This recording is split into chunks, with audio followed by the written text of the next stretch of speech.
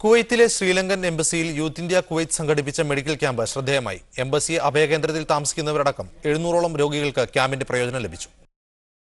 ആതുര സേവനത്തിന്റെ കാര്യത്തിൽ രാജ്യാതിർത്തികൾ തടസ്സമല്ലെന്ന സന്ദേശം പകരുന്നതായിരുന്നു വെള്ളിയാഴ്ച കാലത്ത് മുതൽ ശ്രീലങ്കൻ എംബസിയിൽ നടന്ന ആരോഗ്യ പരിശോധനാ ക്യാമ്പ്. കുവൈറ്റിലെ മലയാളി യുവാക്കളുടെ കൂട്ടായ്മയായ യൂത്ത് ഇന്ത്യയും രാജ്യത്തെ പ്രമുഖ ജീവകാരുണ്യ സംഘടനയായ അൽ റഹ്മയും സംയുക്തമായി സംഘടിപ്പിച്ച ക്യാമ്പിൽ ഗൈനക്കോളജി, ജനറൽ മെഡിസിൻ, ശിശുരോഗം, കാർഡിയോളജി തുടങ്ങിയ വിഭാഗങ്ങളിലായി 15ഓളം വിദഗ്ധ ഡോക്ടർമാരുടെ സേവനം ലഭ്യമാക്കിയിരുന്നു. എംബസിയുടെ അഭയകേന്ദ്രത്തിൽ താമസിക്കുന്ന സ്ത്രീകളടക്കം 700ഓളം പേർ ക്യാമ്പിൽ വൈദ്യപരിശോധനയ്ക്ക് വിധേയരായി. ECG, രക്തസമ്മർദ്ദം, ഷുഗർ തുടങ്ങിയ പരിശോധനാ സൗകര്യവും സൗജന്യ മരുന്നു വിതരണവും ക്യാമ്പിന്റെ ഭാഗമായി ഒരുക്കിയിരുന്നു. ജീവകാരുണ്യത്തിനപ്പുറം അയൽപ്പക്ക ബന്ധം ഊട്ടിയുറപ്പിക്കുകയും ചെയ്യുന്ന ഇത്തരം സംരംഭങ്ങൾ തുടരേണ്ടതുണ്ടെന്ന് ക്യാമ്പിൽ സന്ദർശനം നടത്തിയ ശ്രീലങ്കൻ അംബാസഡർ വിജയരത്ന മീഡിയ വണ്ണിനോട് പറഞ്ഞു.